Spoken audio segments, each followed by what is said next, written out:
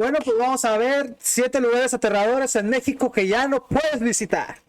De Mundo Creepy. Ya saben, suscribirse, darle like. Ay, güey.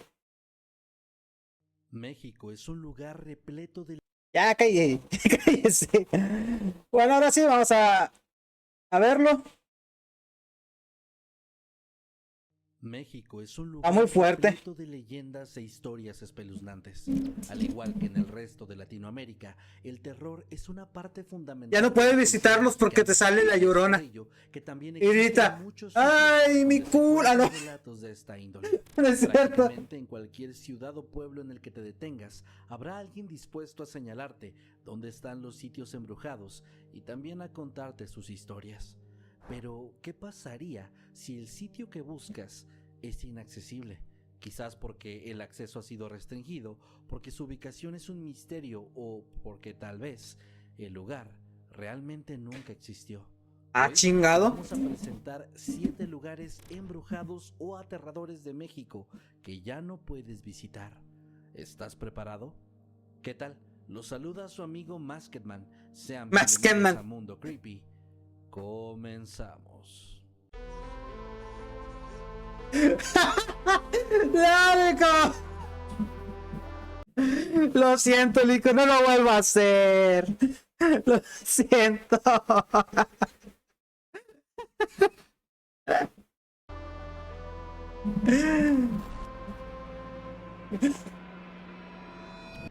Parque del Seguro Social. Ah, chingado. En la colonia Piedad Narvarte, sobre la avenida Cuauhtémoc y no es donde los estudiantes. Centros comerciales más visitados de la Ciudad de México y con el que daremos inicio al video de hoy, el Parque Delta. Cada año, millones de personas lo recorren para comer, hacer sus compras o ir al cine. Pero pocos saben que antes de convertirse en un espacio de entretenimiento, este lugar albergó uno de los capítulos más oscuros en la historia de nuestro país. Ah, sí, donde... Tiene una larga historia. Primero fue el Parque Franco Inglés, después el Parque Delta y finalmente a partir de 1955 se convirtió en el Parque del Seguro Social, estadio emblemático del béisbol mexicano. Fue casa de equipos legendarios como los Diablos Rojos y los Tigres Capitalinos, al menos hasta su clausura en el año 2000. Pero más allá de los juegos, los hits y los jonrones, ese estadio quedó marcado por... ¿Cómo quisieron un Battle Royale? No. Ah, lo del terremoto. La mañana del 19 de septiembre de 1985, un terremoto magnitud 8.1 sacudió a la Ciudad de México. Cientos de edificios colapsaron y miles de personas se perdieron. Las morgues oficiales fueron rápidamente rebasadas por estos números y los hospitales más grandes quedaron en ruinas. Con una necesidad urgente de un espacio para concentrar a todos los fallecidos, entonces se tomó una decisión drástica: convertir este estadio en una morgue improvisada. Sí, ya supe. El césped del Parque del Seguro Social se llenó de carpas y ataúdes. Se colocaron miles de... Es que sí, ese terremoto estuvo bien gacho. Identificados, no identificados y restos humanos. Las familias llegaban con cubrebocas, recorriendo filas que parecían interminables de bolsas negras con la única esperanza de reconocer a algún ser querido. Las cajas eran construidas a mano, con tablas, tripleys y clavos. Y el olor era insoportable.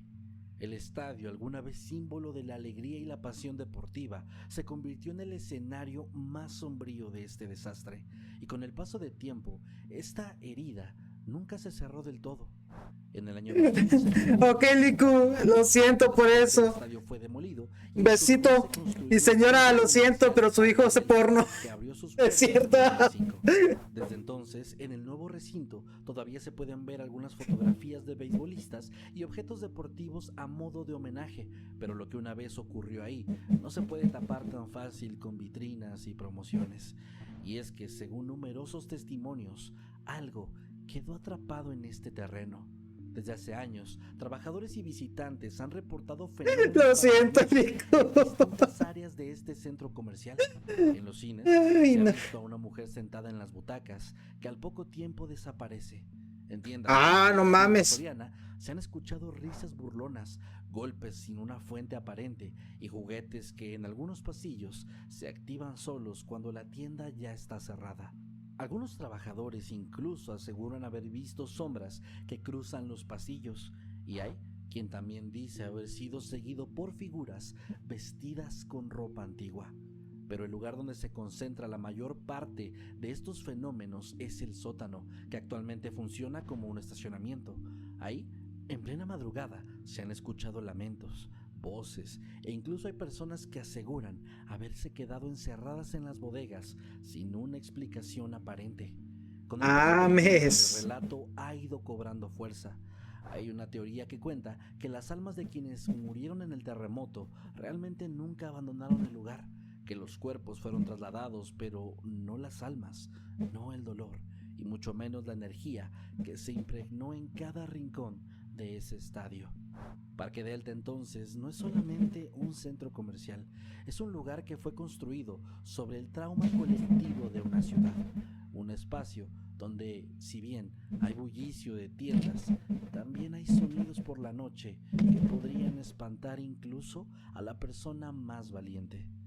Hoy tú puedes ir a visitar este lugar si así lo deseas, pero el sitio original, la morgue improvisada que se realizó en el 85, es un lugar que solamente queda en las oscuras memorias de los capitalinos de este país. Mames. La Isla Bermeja. Se está turbio, bien turbio. En este video, sin duda alguna, este es uno de los más extraños. Y es que durante siglos los mapas la señalaban claramente. Una pequeña isla al norte de la península de Yucatán, flotando sobre las aguas del Golfo de México.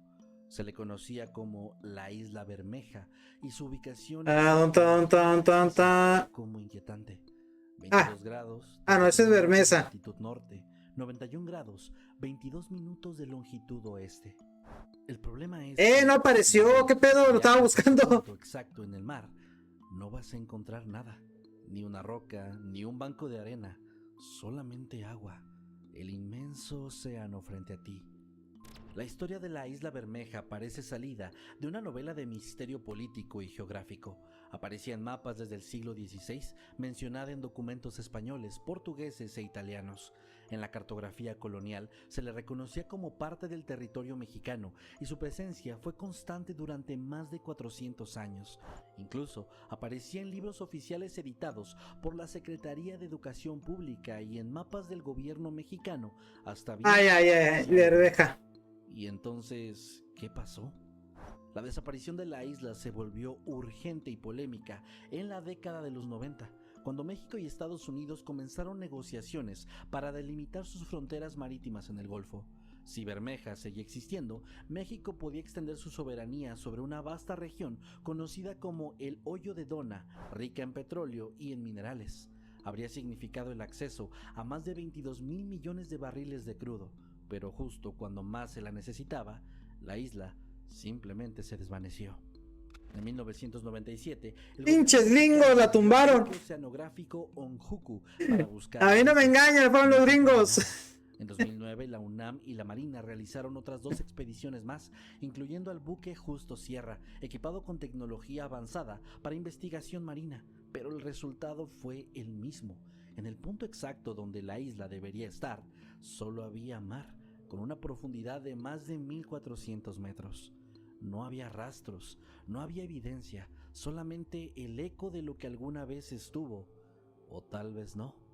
Y es que las explicaciones no tardaron en dividirse entre lo científico y lo conspirativo. Algunos expertos hablaron de un posible deslizamiento geológico que habría hundido la isla en algún momento del pasado.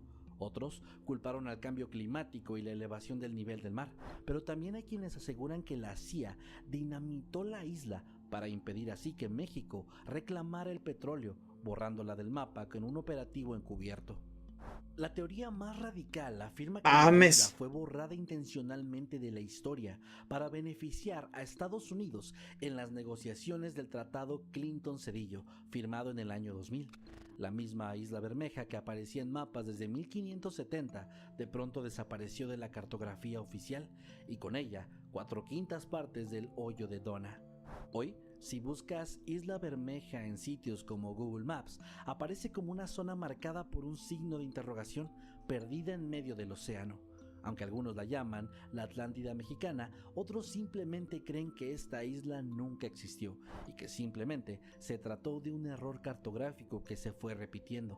Pero lo cierto es que Pues su puede ser, puede ser. justo cuando México la necesitaba más, dejó un vacío tan profundo como esas aguas donde alguna vez seguramente estuvo flotando. Y quizás lo más inquietante de todo esto es que incluso ahora sigue apareciendo en algunos mapas, por lo que la respuesta definitiva sobre si la Isla Bermeja fue real o no sigue quedando, incluso en la actualidad, todavía en el aire. Hospital Fantasma. En la ciudad de Morelia, capital de Michoacán, Como, se encuentra ya una de las me, como leyendas que urbanas más oscuras del Hospital estado. No se Fantasma. trata de una casa embrujada ni de una construcción abandonada en ruinas, sino de un lugar que, según muchos, todavía está en funcionamiento. Un hospital. Uno cuya ubicación exacta se ha ido perdiendo con el tiempo y a través de los rumores, alimentando la posibilidad de que este haya sido demolido o incluso reemplazado sin dejar ningún rastro. Pero las historias es lo más interesante que guarda este sitio.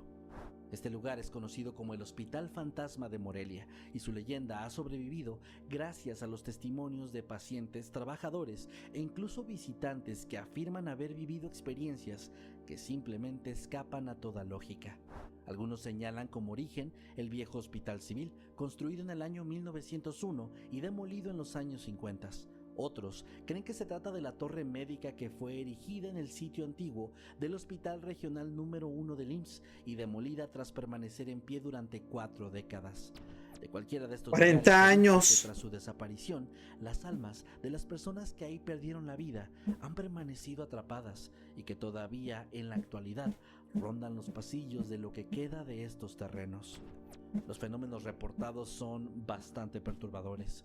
Uno de los puntos más siniestros, de hecho, es el quirófano, donde testigos han afirmado escuchar gritos desgarradores que surgen aparentemente de la nada en plena madrugada. Hay pasos que resuenan en pasillos viejos y vacíos y el sonido... Imagínense que te estén operando y que la anestesia no te haga efecto. Solo pensarlo me da escalofríos. Imagínense que te vayan abriendo para, no sé, que te vayan a quitar, no sé, unas piedras en la vesícula, un ejemplo. Lo primero que se me ocurrió. Que te hagan y sientas cómo te van retirando piedra por piedra. Quién sabe cómo lo hagan, pero te tienen que abrir para sacar las piedras. Y imagínense que la anestesia no te haga efecto. Ay, güey. Solo de pensarlo me da, ay, no, me da un, no sé qué, ay, no. Imagínense, debe sentirse bien feo. El metálico de utensilios cayendo sin motivo es algo muy frecuente que algunos trabajadores han contado. Hay incluso quienes aseguran haber presenciado como una figura masculina de pronto iba caminando en un pasillo y atravesaba de pronto la pared, como si estuviera condenado a repetir los últimos momentos de su vida eternamente. Pero sin duda lo más aterrador ocurre dentro de la morgue. Ahí se escuchan suspiros, chirridos de camillas y puertas y hasta vidrios rompiéndose sin que nadie más esté presente. Es un ambiente pesado, como si algo vigilara desde las sombras. Hay quienes aseguran que incluso han percibido exhalaciones, como si los cadáveres ahí todavía conservaran aliento. Entre todos estos relatos hay uno más que resalta la historia de la mujer del 8º piso. En la sala de terapia intensiva hay varios testigos que han reportado la aparición de una figura femenina con bata blanca.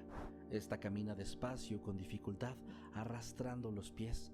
Su piel se ve pálida. Ay, güey, la tetradoxina. Si no me equivoco, es el veneno del pez globo, ¿no? Mames. Esta simplemente desaparece. Según se cuenta, el vigilante más antiguo de este hospital es quien dice que la mujer solía ser una paciente, la cual fue sometida a un trasplante de riñón que fracasó. Durante días ella sufrió dolores intensos, con la certeza de que no había esperanza, y una madrugada, sin que nadie lo notara, abrió una ventana del 8º piso y, sin poder soportar más tanto dolor, simplemente se lanzó al vacío. Desde entonces, dicen que su espíritu camina por terapia intensiva, buscando algo que ni siquiera el fin de su vida le pudo entregar: alivio. Hoy en día el edificio original quizás ya no existe. Puede haber sido sustituido por una clínica moderna o simplemente haber sido demolido, pero muchos aseguran que los fenómenos continúan, que las luces siguen encendiéndose solas, que las puertas todavía se azotan y que en las ventanas más altas todavía se le puede ver a una mujer observando al vacío. Y es entonces cuando uno entiende Es Pictoronja. ¿Cómo que es Pictoronja? Fantasma, un lugar que puedes ir a buscar, pero que muy probablemente jamás vas a encontrar. Si el video te está gustando, no olvides dejar tu like, pues nos ayuda muchísimo a llegar Ahí está Mundo Creepy. Recuerda que también tenemos otros proyectos como Historias de Mundo Creepy, donde contamos relatos del público, noctámbulos con casos de crimen real, y también nuestro canal de Creepypastas, donde actualizamos historias originales escritas por nosotros. Así que suscríbete y activa la campanita para que no te pierdas nada del nuevo contenido. ¿A poco ya pasó También tengo un anuncio muy los...? importante y breve que hacerles, y es que el próximo 27 de abril vamos a estar en la Ciudad de México como parte de la Fiesta del Libro y la Rosa, una feria de libro que va a estar en la sede de la UNAM en Ciudad Universitaria. Vamos a estar presentándonos a las 5 de la tarde. ¿A poco ya se terminó el video? Junto a Ismael Méndez de No, hombre, apenas llevamos la mitad. y Alejandra Martínez de la editorial Reverberante. Oye, se me está pasando el video rápido, está muy bueno el video, se me está pasando También llevarse, como siempre, rápido. esto completamente gratis. Así que, gente de la Ciudad de México, nos vemos muy pronto. La casa de la tía Toña. La tía Toña. Suena como restaurante de... Ah, no, suena... La casa de la tía Toña suena como a fundita de gorditas, así que de esos puestos que venden gorditas así de chicharrón, de cebrada, o sea, que tú llegas, oiga, doña Toña, écheme 5 de chicharrón y un cafecito para la mañana, para aguantar toda la mañana. Y la doña ahí metiendo las manos en el aceite sin quemarse y así. Así me imagino algo así. Más aterradoras del país. La casa de la tía Toña. ¡Ay, güey! Su ubicación exacta, como muchas cosas dentro de la leyenda, sigue siendo un misterio incluso a día de hoy y objeto de debate también. Rápido lo que hago en la cama, claro.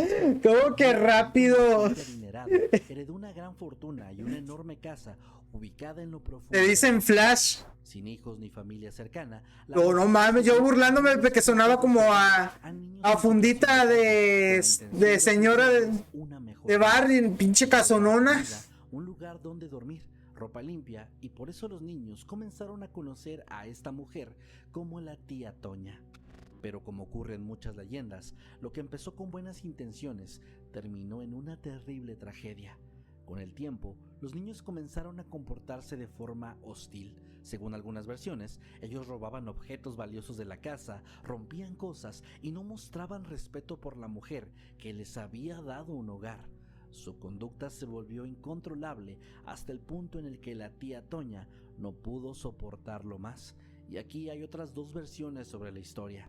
En una, la mujer, en un ataque de ira y cegada por la rabia, comenzó a golpearlos hasta acabar con sus vidas. Después, cargó los cuerpos hasta un barranco cercano y los arrojó al río para intentar deshacerse de ellos. Sin embargo, abrumada por la culpa, más tarde se encerró en una habitación de la casa y ahí se quitó la vida. Lo más extraño es que, según algunos relatos, su cuerpo nunca fue encontrado.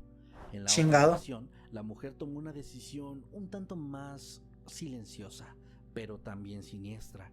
Ella envenenó la comida que servía todos los días, y después de ingerirla, los niños terminaron sucumbiendo, y la tía Toña, atormentada por sus hechos, consumió el mismo alimento y perdió la vida junto a ellos.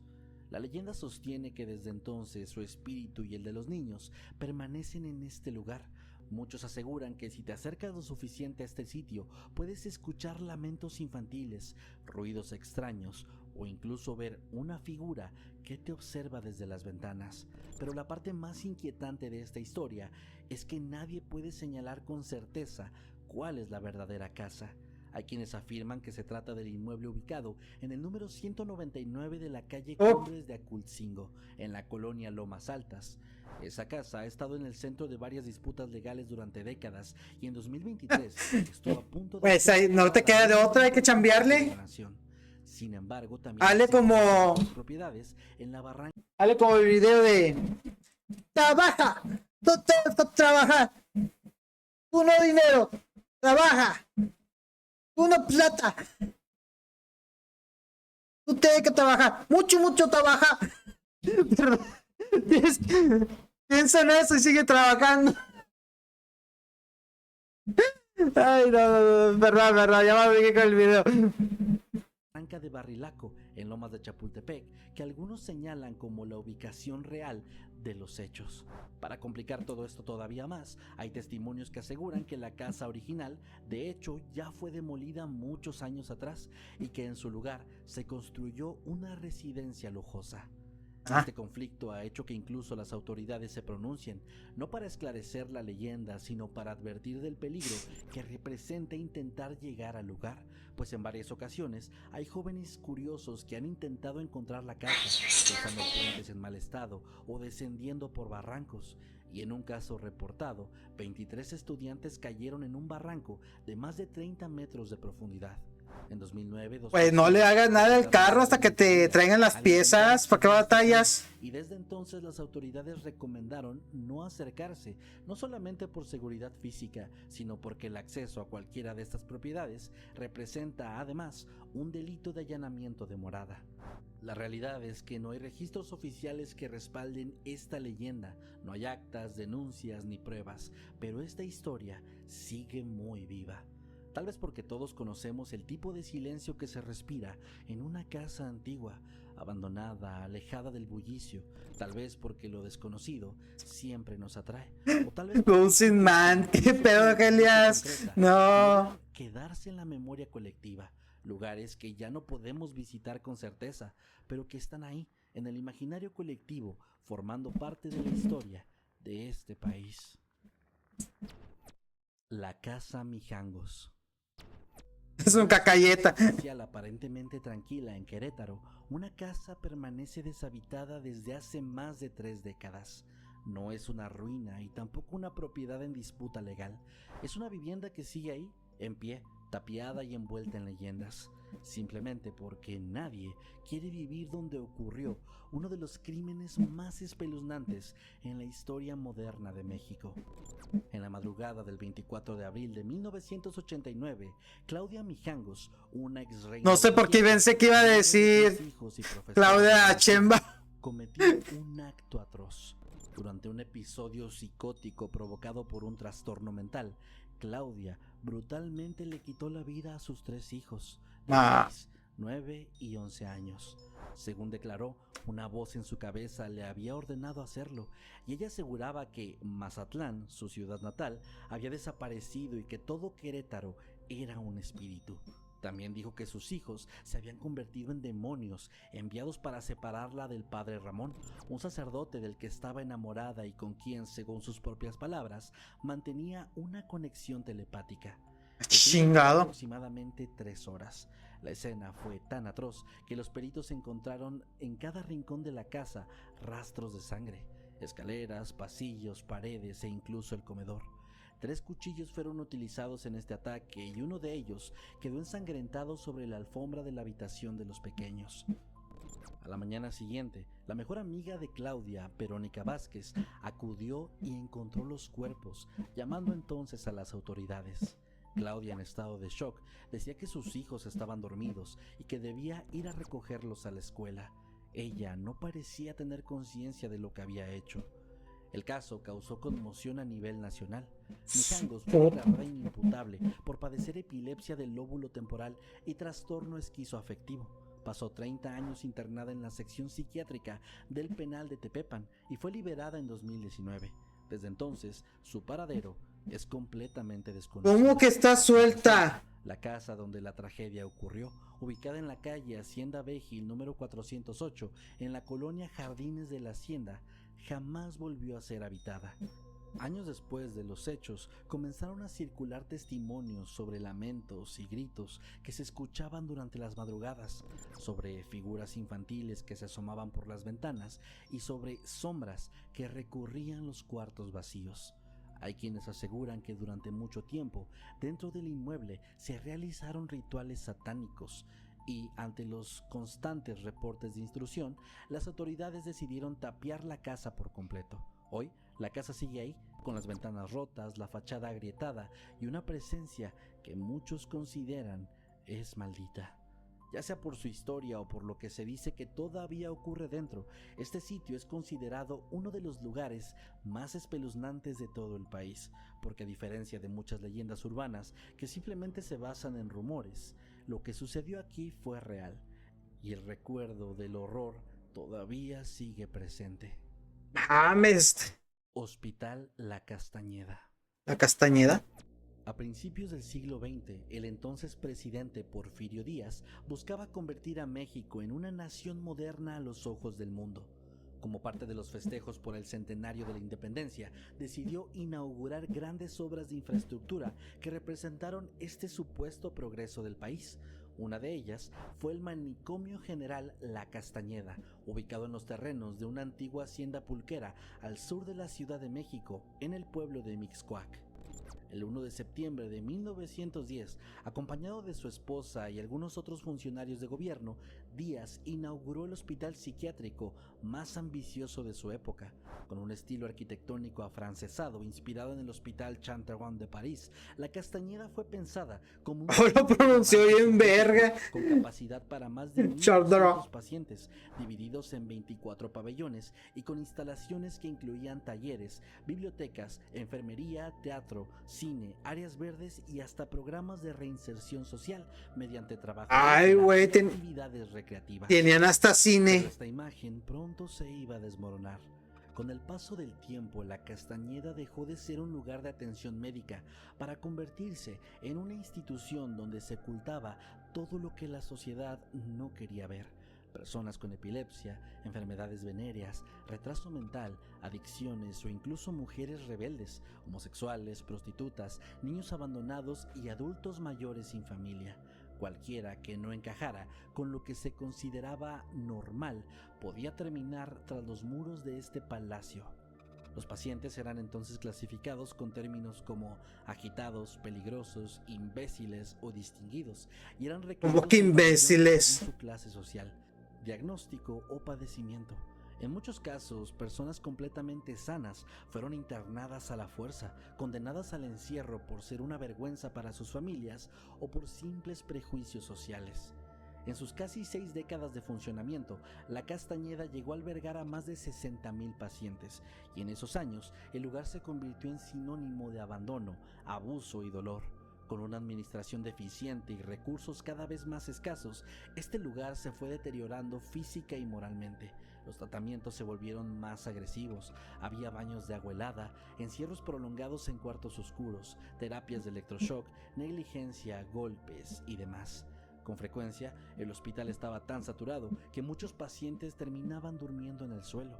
Las condiciones de hecho eran tan precarias que incluso se llegó a racionar la comida y las enfermedades infecciosas se propagaban con facilidad entre los internos.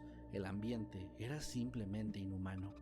En 1968, poco antes de la inauguración de los Juegos Olímpicos, el gobierno mexicano ejecutó la llamada Operación Castañeda, cerrando el hospital, reubicando a los pacientes y demoliendo por completo las instalaciones. Solamente una cosa se salvó: la fachada del edificio original, la cual fue comprada y trasladada piedra por piedra hasta un terreno en Amecameca, en Estado de México, donde todavía permanece. Donde antes estaba el manicomio, hoy hay unidades habitacionales como las Torres de Mixcoac, y los vecinos hoy en día aseguran que en las noches todavía se pueden escuchar lamentos, muebles arrastrándose, gritos inexplicables e incluso que es posible ver figuras que deambulan por los pasillos. Algunos dicen que son los ecos de los miles de pacientes que murieron ahí, condenados al olvido. y otros simplemente prefieren no hablar del tema. A más de medio siglo de su cierre, la Castañeda Su madre. sigue siendo un símbolo de horror, un lugar que alguna vez fue llamado el Palacio de la Locura y que a día de hoy es imposible visitarlo, y aunque puedes ir a estas zonas, lo más seguro es que encuentres a personas que tal vez no tengan muchas ganas de hablar de todas las cosas extrañas que suceden ahí. La discoteca del diablo. Que todavía no se acaba. Vamos a cerrar este video con una leyenda urbana tan que la extendida y persistente que resulta... No mames, me quedó con el cuerpo bien cortado con la Castañeda y todavía falta uno. Hace décadas en diferentes partes del país y también en varios lugares en América Latina, y que siempre se presenta como un hecho real que ocurrió en un lugar específico, cuya ubicación cambia dependiendo la versión. Algunos aseguran que todo esto ocurrió en León, Guanajuato, en el legendario club Mr. Green durante la Semana Santa de 1979, pero otros afirman que fue en la desaparecida Cyclones de Durango o en alguna discoteca sin nombre de Tepaltitlán, en Jalisco. También se cuentan versiones idénticas en Tampico, Colima, Celaya, Guadalajara y hasta Monterrey, e incluso en países como Panamá, Colombia o Perú. Lo cierto es que no importa la ciudad ni el nombre del sitio, pues la historia siempre es la misma. Una noche, una joven, normalmente descrita como hermosa y rebelde, desobedeció a sus padres y asistió a una fiesta. Ahí en la pista de baile conoció a un hombre muy atractivo, alto, elegante y con una sonrisa casi hipnótica. Él la invita a salir y en medio de la música, mientras están bailando, ella cae en una especie de trance. Pero entonces, algo cambia. Hay versiones en las que él suplica que no mire hacia abajo y otras donde simplemente ella siente algo extraño. Sea como sea, en algún momento la joven mira a sus pies y descubre ya sé cuál es. no son humanos. El hombre tiene patas de cabra. Tiene pezuñas como de cabra. En ese instante el ambiente se torna sofocante. Un olor a azufre invade el sitio y las luces parpadean, y cuando regresan, él ya no está. Según algunas versiones, la chica cae en coma y en otras termina muriendo días después.